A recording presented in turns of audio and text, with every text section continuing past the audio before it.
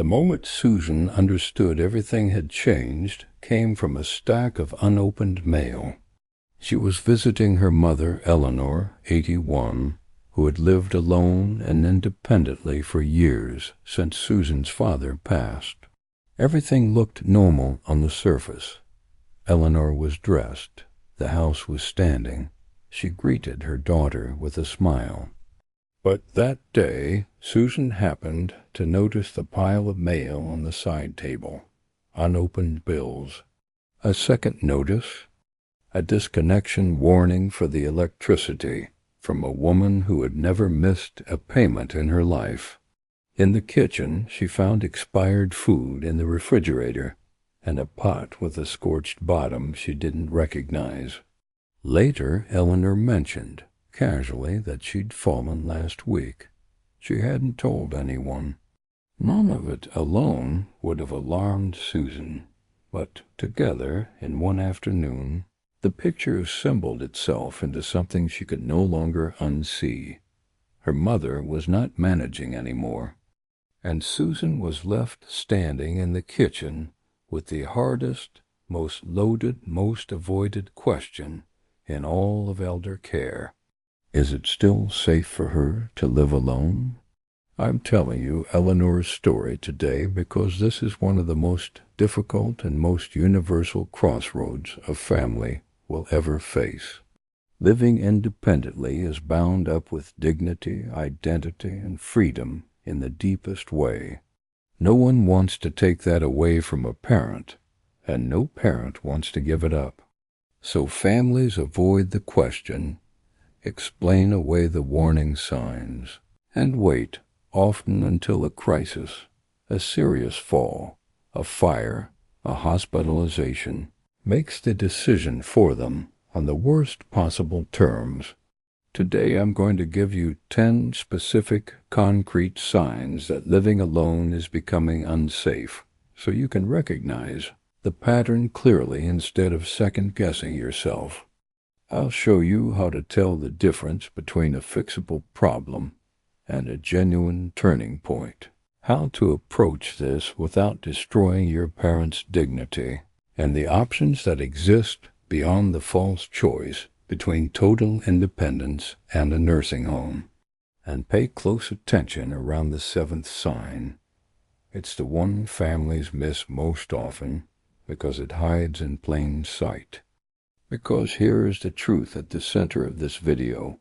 This decision does not have to be made in a crisis, and it does not have to be all or nothing.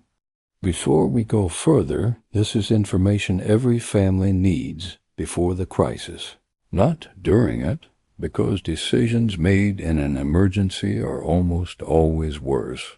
Share this video with the family members who share responsibility for your parent. And if you haven't subscribed to this channel yet, do it now.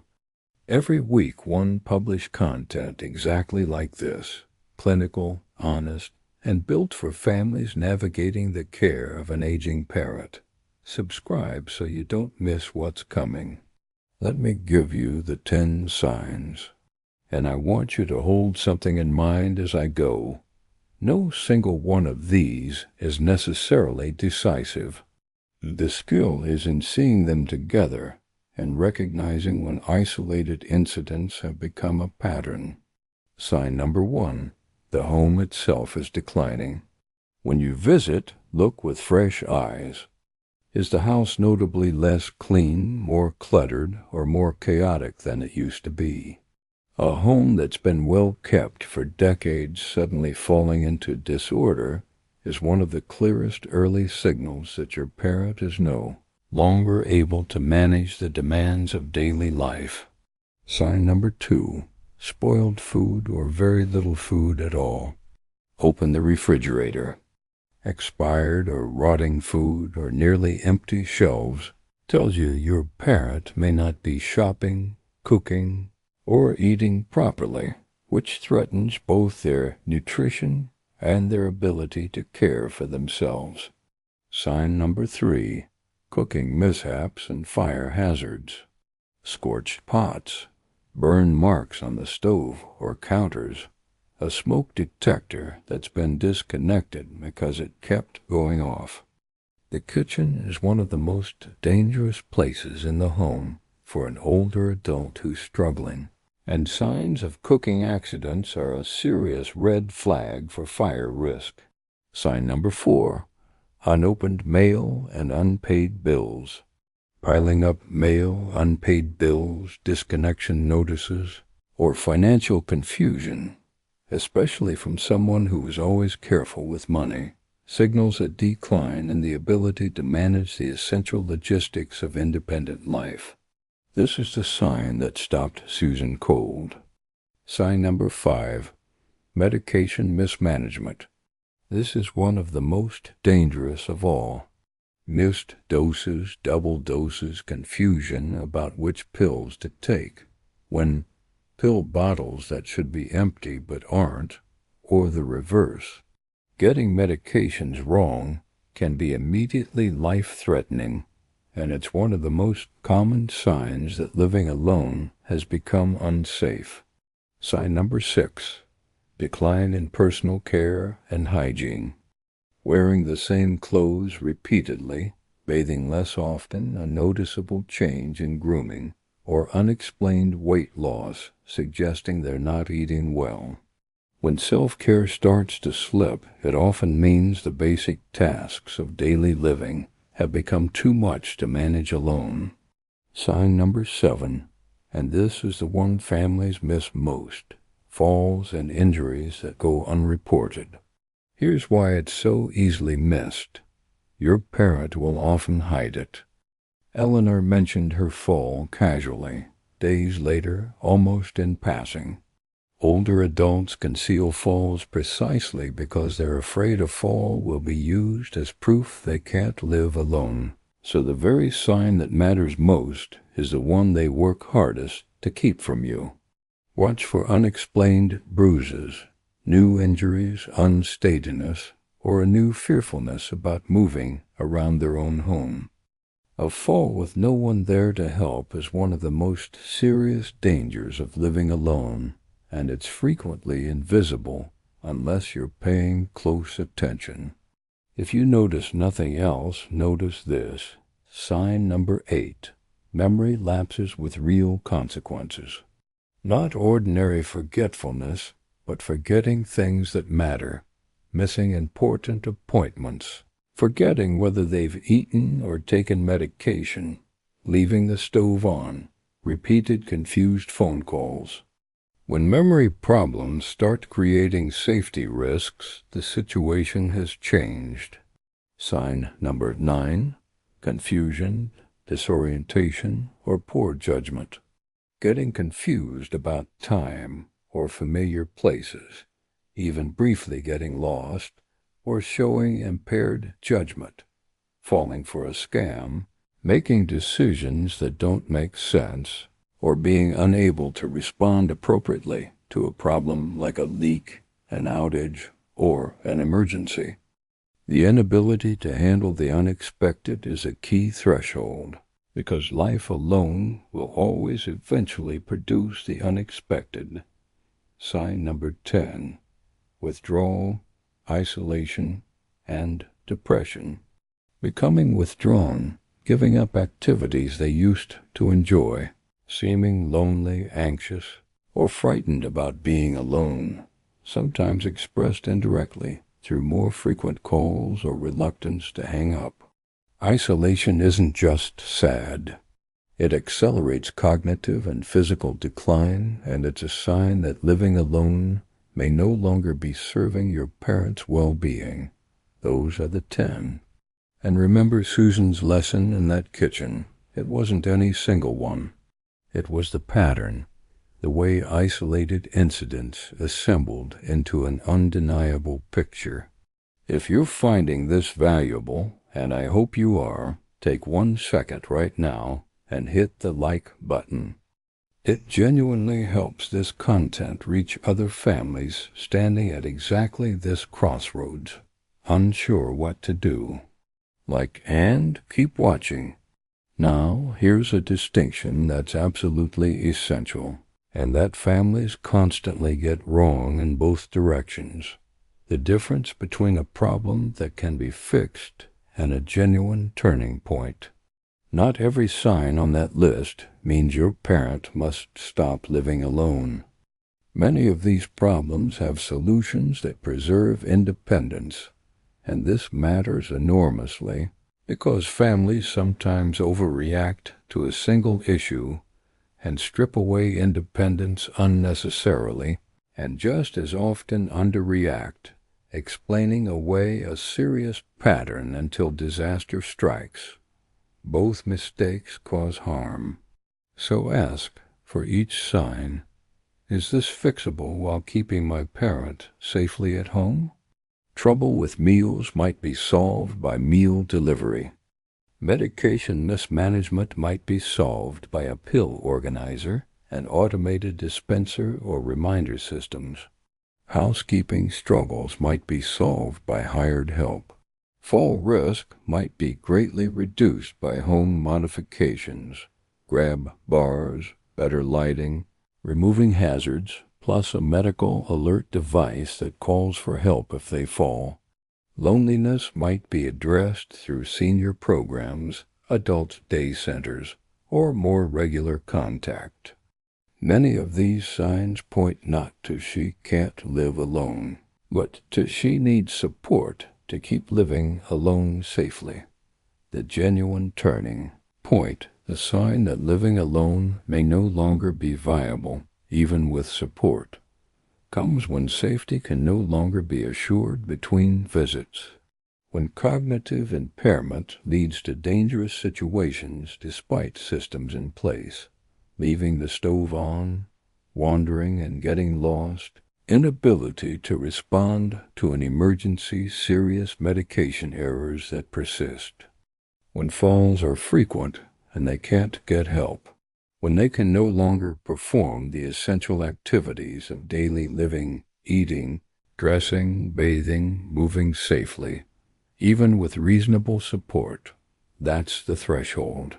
Not a single bad day, but a sustained inability to stay safe that support has not been able to solve. Now the hardest part, the conversation, because how you handle it shapes everything. Understand first what this means to your parent. Living independently is a symbol of being a capable, autonomous adult. The prospect of losing it can feel like losing selfhood itself. That's why the direct approach, "Mom, you can't live alone anymore," so often triggers fear, defensiveness, and a shutting down of the whole conversation. It feels to them like being told their life is over, so approach it differently. Start early and gently, before a crisis, as an ongoing dialogue rather than a single confrontation. Lead with love and concern. I want you to be safe and to stay in your home as long as possible, not authority. Involve them in the decision rather than imposing it. People accept conclusions they help reach far more than ones handed down. Ask and listen. How are you feeling about managing everything here? What's gotten harder lately? Many older adults, given a safe, non-judgmental space, will acknowledge their own struggles, sometimes with relief that someone finally noticed, and use a powerful reframe. The goal was to help them stay independent and safe, not to take independence away. Framing support as the very thing that lets them keep living in their own home changes the conversation from loss to preservation. Where helpful, letting outside authority carry the message, the parent's doctor, or a professional assessment. It personalizes it and protects the family relationship. Throughout, preserve their dignity and include them in every decision they can be part of. This is done with them, not to them. This brings me to the point most families never fully grasp. This is not a binary choice. It is not fully independent versus nursing home. Between those poles lies a whole spectrum, in-home help ranging from a few hours a week to full-time, home modifications and safety technology, adult day programs offering supervision and social contact, moving in with family, independent living in a senior community, assisted living, and full-time care only for those who truly need it.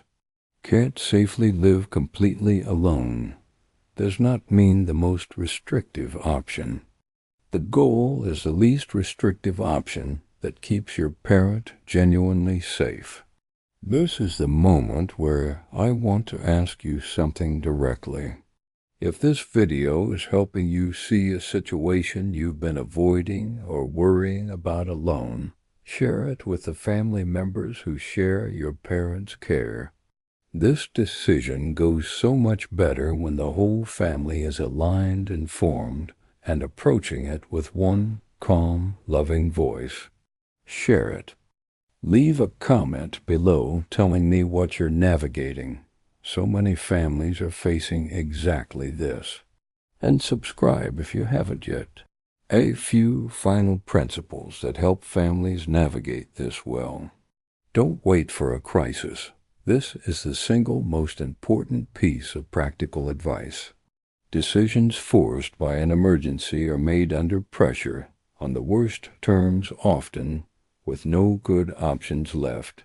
Planning early and putting supports in place gradually leads to far better outcomes and preserves far more of your parents' choice and dignity. Consider a professional assessment. You don't have to figure this out alone.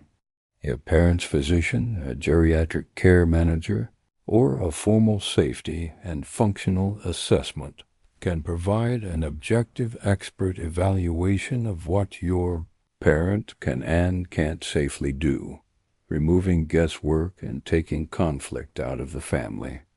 And prepare for difficult emotions, theirs and yours, denial, anger, grief, guilt. That's all normal. Be patient. Have repeated gentle conversations, and be gentle with yourself. The worry you feel is a sign of how much you care, not evidence you're doing something wrong. Here's what your family can do.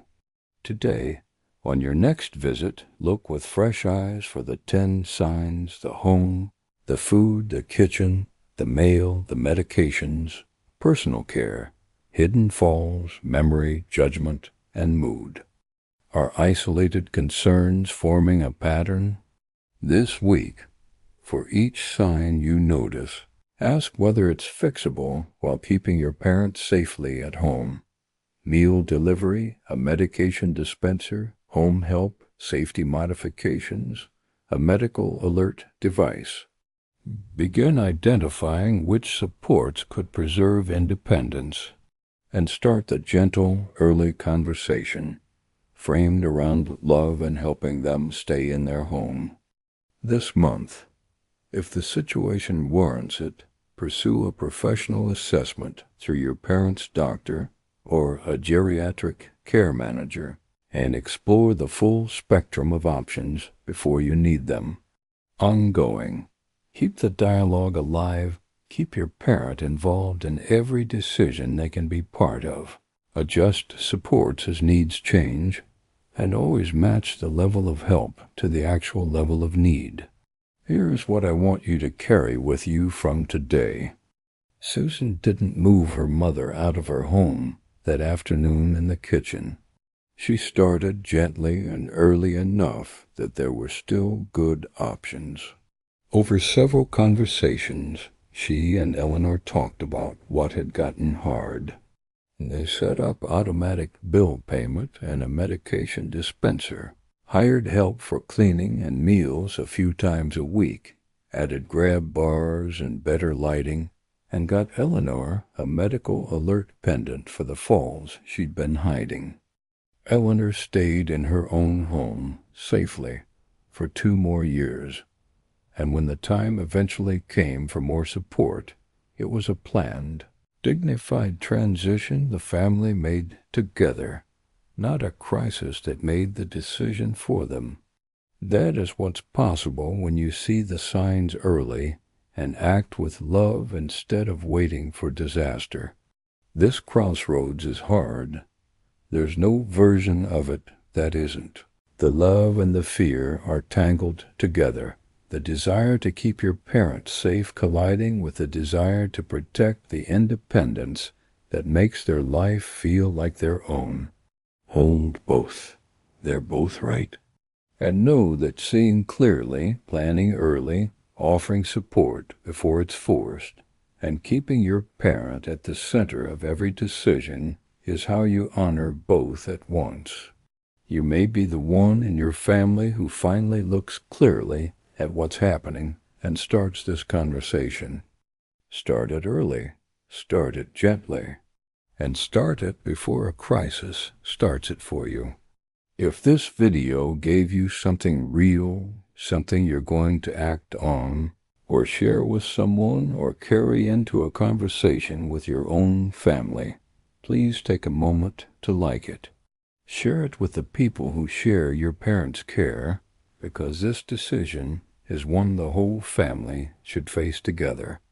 And leave a comment below telling me what you're navigating, what's worked for your family, or what you wish you'd known sooner. I read every single one. And if you haven't subscribed to this channel yet, please subscribe. This is where I publish honest, clinical, practical guidance for families trying to do right by the people they love every single week. Thank you for being here and for caring enough to watch all the way to the end. That attention is exactly what makes the difference. I'll see you soon.